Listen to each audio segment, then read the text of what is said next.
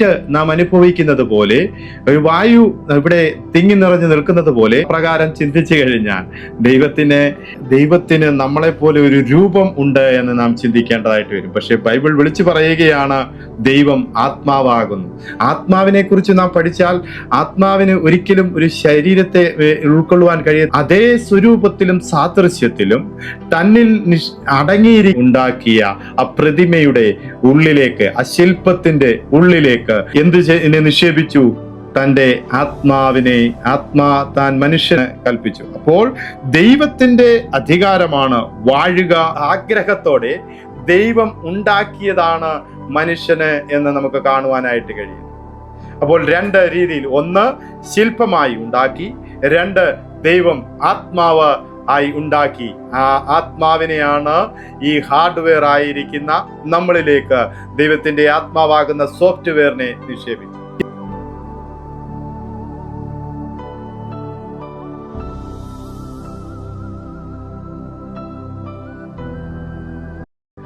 ആ നിക്ഷേപിച്ച സോഫ്റ്റ്വെയറിന് ഒരു ഗുണമുണ്ടായിരുന്നു. അത് ആ ദൈവത്തിന്റെ ഫങ്ഷൻ ഇവിടെ ഓപ്പറേറ്റ് ചെയ്തുകൊണ്ടേയിരുന്നു.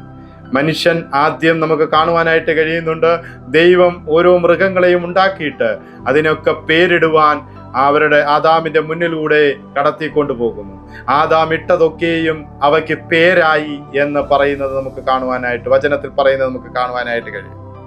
അപ്പോൾ ദൈവം ആഗ്രഹിച്ച ആ നിറവിൽ നിന്നുകൊണ്ട് മനുഷ്യന് എന്താണ് സംഭവിച്ചത്? ഈ ഫോൺ എത്ര വിലയുള്ളതാണെങ്കിലും, എത്ര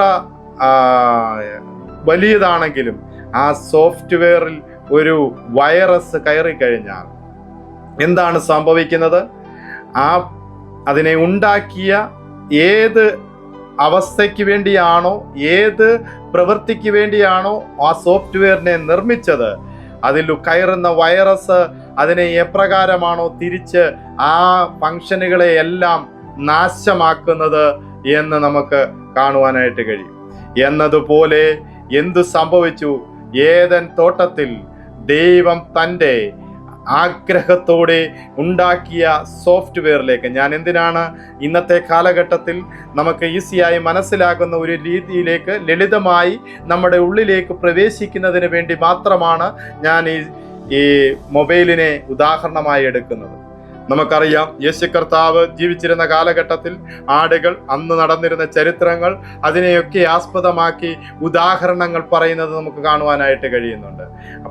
ജനങ്ങളുടെ ഉള്ളിലേക്ക് ഈ കാര്യങ്ങളെ ഒന്ന് മനസ്സിലാക്കി കൊടുക്കുന്നതിന് വേണ്ടി മാത്രമാണ് ഉപമകളും ഉദാഹരണങ്ങളും ഉദ്ധരിക്കുന്നത്. അപ്പോൾ ഈ കാര്യങ്ങളൊന്ന് നാം മനസ്സിലാക്കുക. ദൈവം ഉണ്ടാക്കിയ ആ സോഫ്റ്റ്വെയറിനെ എന്തു സംഭവിച്ചു? അതിൻ്റെ ഉള്ളിൽ അതിന് വിരുദ്ധമായി പ്രവർത്തിക്കുന്ന ഒരു പാപത്തിന്റെ പ്രവൃത്തി, ഒരു വൈറസ് കയറുവാനിടയായി തീർന്നു. അത് മുഖാന്തരം എന്താണ് സംഭവിച്ചത്? പിശാചിന്റെ ആ ഇടപെടലിൽ, അനുസരണക്കേടിൽ ആ സോഫ്റ്റ്വെയറിന് പാപം കയറുകയും അവിടെ എന്ത് സംഭവിച്ചു? റോമാലേഖനം 3-ാം അധ്യായം 23-ാം വാക്യത്തിൽ നമുക്ക് കാണുവാനായിട്ട് കഴിയുന്നു, ഒരു വ്യത്യാസവുമില്ല, എല്ലാവരും പാപം ചെയ്ത് ദൈവ തേജസ് ഇല്ലാത്തവരായി തീർന്നു. നോക്കിക്കേ, ദൈവം ആ സൃഷ്ടിപ്പിൽ ഉണ്ടാക്കി കൊടുത്ത ദൈവ തേജസ് അവിടെ നഷ്ടപ്പെടുവാൻ. അപ്പോൾ ദൈവം ഉണ്ടാക്കിയ സമയത്ത് മനുഷ്യൻ എന്തുണ്ടായിരുന്നു? തേജസ് ഉണ്ടായിരുന്നു. ആ തേജസ്സിന്റെ ഉള്ളിലാണ് ആ മനുഷ്യൻ നിർമ്മിക്കപ്പെട്ടത്. അതുപോലെ മറ്റ് സൃഷ്ടികളെല്ലാം ഉണ്ടാകട്ടെ എന്ന് കൽപ്പിച്ച് സകലതും ഉണ്ടാക്കപ്പെടുകയായിരുന്നു. എന്നാൽ ദൈവം മനുഷ്യനെ ഉണ്ടാക്കുമ്പോൾ അങ്ങനെയല്ല.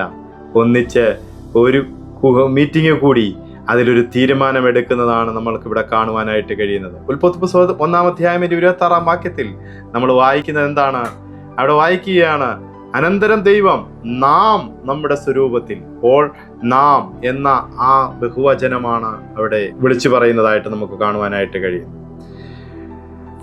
അവിടെ ദൈവം ആ മനുഷ്യനെ ഉണ്ടാക്കുന്നതിന് വേണ്ടി ഒരു പ്രത്യേക തയ്യാറെടുത്തുകൊണ്ട് അവിടെ മനുഷ്യനെ ഉണ്ടാക്കുവാനിടയായി തീർന്നു.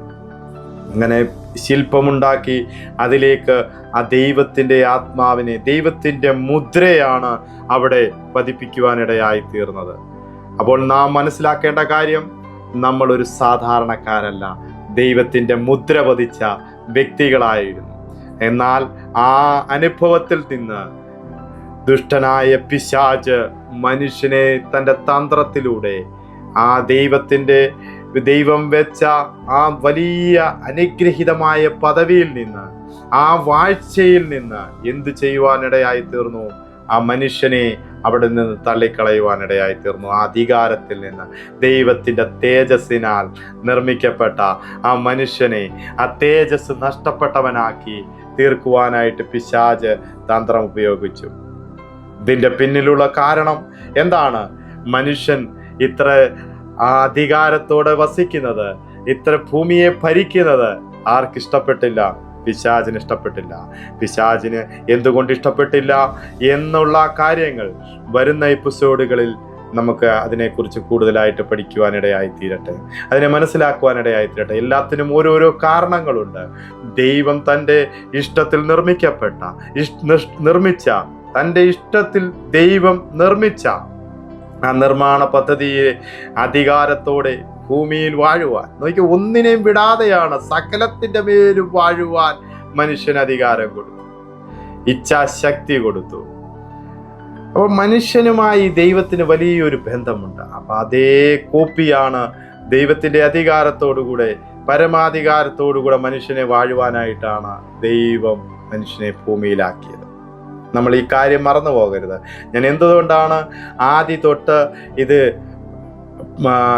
ധ്യാനിക്കുവാൻ ആഗ്രഹിക്കുന്നത് എന്ന് ചോദിച്ചാൽ, നമ്മൾ അതിൻ്റെ അടിസ്ഥാനം മനസ്സിലാക്കി വന്നെങ്കിലേ നമ്മളിൽ ദൈവം പകർന്ന, ദൈവം നമ്മളെക്കുറിച്ച് ആഗ്രഹിച്ച ആ ആഗ്രഹം എന്തായിരുന്നു എന്ന് നാം മനസ്സിലാക്കിയെങ്കിൽ മാത്രമേ നമ്മൾ എത്രത്തോളം ദൈവത്തിന് വേണ്ടപ്പെട്ടവരാണ്, വിലപ്പെട്ടവരാണ് എന്ന് നമുക്ക് നമ്മളെക്കുറിച്ച് മനസ്സിലാക്കുവാനിടയാകുകയുള്ളൂ. അതുകൊണ്ടാണ് ഈ ഇതെല്ലാം നമുക്കറിയാം, നമ്മളൊക്കെ വായിച്ചു പോയിട്ടുള്ളതാണ്. നമ്മുടെ ചിന്തകളിൽ പലപ്പോഴും പല രീതിയിൽ ഇതൊക്കെ വന്നിട്ടുള്ള കാര്യങ്ങളാണ്. പക്ഷേ ഇതിനകത്ത് ദൈവം ആഗ്രഹിക്കുന്ന ആ നിറവിലേക്ക് വരുവാൻ നാം ഇതിൻ്റെ അടിസ്ഥാനങ്ങളെ ഒന്ന് പഠിച്ച് ഉണരുവാനിടയായിത്തീരണം.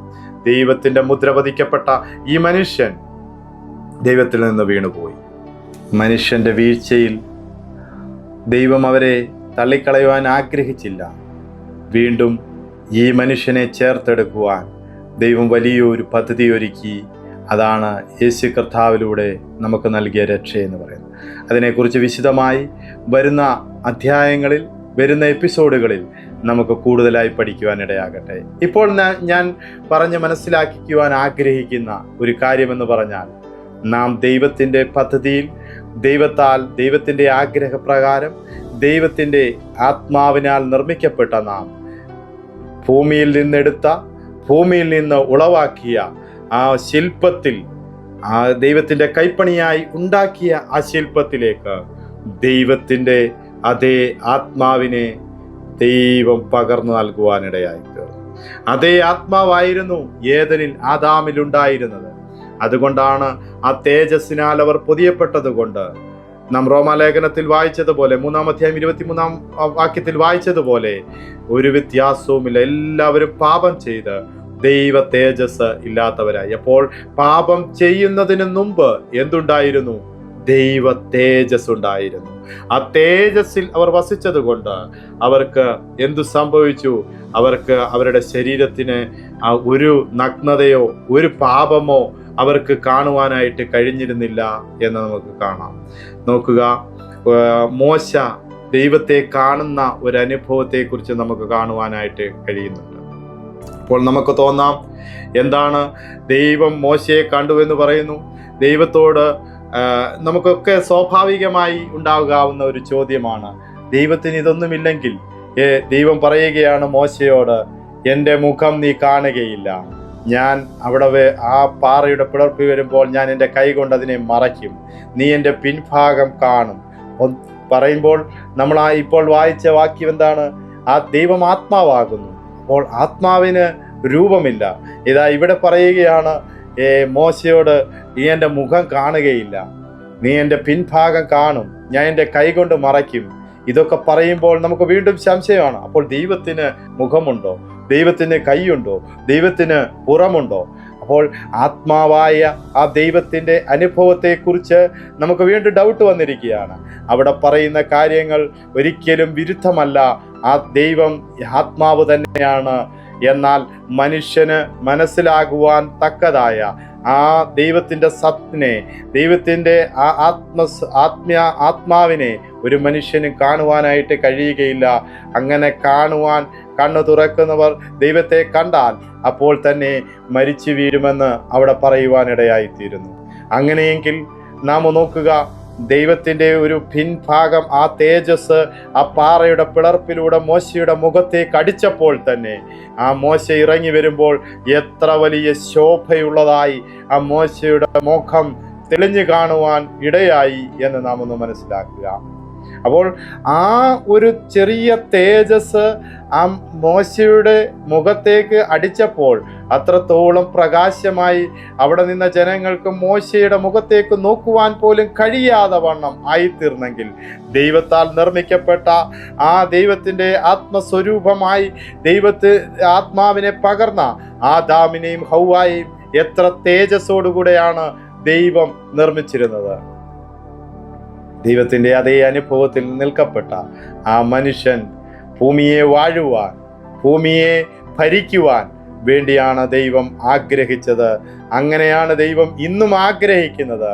അതുകൊണ്ട് പ്രിയമുള്ളവരെ, എന്നെ കേൾക്കുന്നവരെ, ദൈവത്തിന് നമ്മളിൽ കൂടെയുള്ള ആഗ്രഹം നാം ഇവിടെ കുറച്ച് മീൻ പിടിക്കുകയോ കുറച്ച് ബിസിനസ് ചെയ്യുകയോ കുറച്ച് കാര്യങ്ങൾ ചെയ്യുകയോ ചെയ്തു പോകുക എന്നതല്ല. ഒരു മാനേജിങ് പദവിയാണ് നമുക്കിവിടെ തന്നിരിക്കുന്നത്. ഒരു മാനേജരായി നിന്നുകൊണ്ട് ഈ ലോകത്തെ ഭരിക്കുവാൻ, നമ്മുടെ മുമ്പിൽ വരുന്ന രോഗത്തെ, നമ്മുടെ മുമ്പിൽ വരുന്ന പ്രതിസന്ധിയെ, നമ്മുടെ മുമ്പിൽ വരുന്ന പ്രതികൂലങ്ങളെ, നമ്മുടെ വ്യക്തികളിൽ അനുഭവിക്കുന്ന കഷ്ടതകളെ ഒക്കെ ആത്മാവിൽ നിന്നുകൊണ്ട് അധികാരത്തോടെ പറഞ്ഞുകൊണ്ട് ജയിക്കുവാൻ, അന്ന് നഷ്ടപ്പെട്ടു പോയ ആ ഏദൻ തോട്ടത്തിൽ നഷ്ടപ്പെട്ടു പോയ ആ ഏദൻ തോട്ടത്തിൽ വെച്ച് ആ വൈറസ് കയറിയ ആ അനുഭവത്തിൽ നിന്ന് ആ വൈറസിനെ നീക്കി പുതിയൊരു സൃഷ്ടിയാക്കുന്ന ഒരു അനുഭവം യേശു കർത്താവിലൂടെ നമുക്ക് നൽകപ്പെട്ടിരിക്കുന്നു. പ്രിയരെ, നാം അത് തിരഞ്ഞെടുത്തുവെങ്കിൽ, യേശു കർത്താവിൻ്റെ രക്ഷയെ നാം സ്വീകരിച്ചുവെങ്കിൽ, യേശു കർത്താവിലൂടെ നാം ആ രക്ഷകന്റെ ആ പ്രവൃത്തിയെ മനസ്സിലാക്കി നാം അതിനെ സ്വീകരിച്ചുവെങ്കിൽ, ആ പദവി നമ്മളിലേക്ക് മടങ്ങി വന്നിരിക്കുകയാണ്. സകലത്തിൻ്റെ മേലും വാഴുവാൻ, സകലത്തെയും അധികാരത്തോടെ കൽപ്പിക്കുവാൻ, പരിശുദ്ധാത്മാവിൻ്റെ ശക്തിയാൽ നിറയപ്പെട്ടവരായി, ദൈവശക്തിയുടെ നിറവ് അനുഭവിക്കുന്നവരായി, ചിലതിനെ വിരൽ ചൂണ്ടി പറയുവാൻ ഇടയാകത്തക്കവണ്ണം ദൈവം നമ്മെ ശക്തീകരിച്ചിരിക്കുന്നു. ഈ കാലഘട്ടത്തിലും നഷ്ടപ്പെട്ടു പോയ നാളുകളെ മടക്കി തന്ന ദൈവം നമ്മളെ വീണ്ടെടുത്തിരിക്കുന്നു എന്ന് നമ്മളോട് ഈ ബൈബിൾ വിളിച്ചു പറയുകയാണ്. ദൈവത്തിൻ്റെ വചനം നമ്മളോട് വിളിച്ചു പറയുകയാണ്. എത്ര പേർക്ക് ഈ അനുഭവത്തിലേക്ക് കടന്നു വരുവാനായിട്ട് കഴിഞ്ഞിട്ടുണ്ട്? അന്ന് ഏദൻ തോട്ടത്തിൽ നഷ്ടപ്പെട്ടു പോയതിനെ, പിശാച് വഞ്ചിച്ച് ദൈവത്തിൻ്റെ പദ്ധതിയിൽ നിന്ന് തകർത്ത് കളഞ്ഞതിനെ തിരിച്ചു പിടിക്കുവാൻ വീണ്ടും സ്നേഹനിധിയായ ദൈവം ആ പുത്രനെ നമുക്ക് വേണ്ടി ലോകത്തിലേക്ക് അയച്ചുകൊണ്ട്, ലോകത്തിൽ നിന്ന് നമ്മളെ വീണ്ടെടുക്കുന്നതിന് വേണ്ടി സർവത്തിൻ്റെയും പരിഹാരമായി ആ യാഗമായി തീർന്ന യേശു കർത്താവിൽ വിശ്വസിക്കുന്നവർക്ക്, ആ യേശു കർത്താവിൽ വിശ്വസിക്കുന്നതിനാൽ ആ പദവിയിലേക്ക് മടങ്ങി വരുവാൻ കഴിയുമെന്ന് ഇന്ന് ഈ സമയത്ത് പരിശുദ്ധാത്മാവ് വചനത്തിലൂടെ നമ്മളെ ഓരോരുത്തരെയും ഓർപ്പിക്കുകയാണ്. ആ പദവിയിൽ നിന്നുകൊണ്ട് നാം കരയുന്നവരായിട്ടല്ല, ദൈവത്തിൻ്റെ മുഖത്തേക്ക് നോക്കി ആ വലിയ രക്ഷയെ അനുഭവിക്കുന്നവരായി നിന്നുകൊണ്ട് അധികാരത്തോടെ മുന്നേറുവാൻ ദൈവം നമ്മളെ ഓരോരുത്തരെയും സഹായിക്കട്ടെ. തുടർന്നുള്ള എപ്പിസോഡിൽ ഇതിൻ്റെ ബാക്കിയുള്ള കാര്യങ്ങൾ വിശദമായി നമുക്ക് പഠിക്കുവാനിടയായി തീരട്ടെ. ദൈവം എല്ലാവരെയും സഹായിക്കട്ടെ, അനുഗ്രഹിക്കുമാറാകട്ടെ. ആമേൻ.